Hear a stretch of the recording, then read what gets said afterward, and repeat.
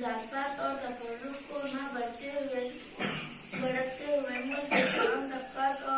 तमाम तबकात और शहरियों के लिए फलाह बहबूद के काम करें और तमाम तबकात और तमाम लोगों के साथ यकसा बर्ताव करें, जब जाके हमारे मुल्क की जमहूरियत एक कामयाब जमहूरियत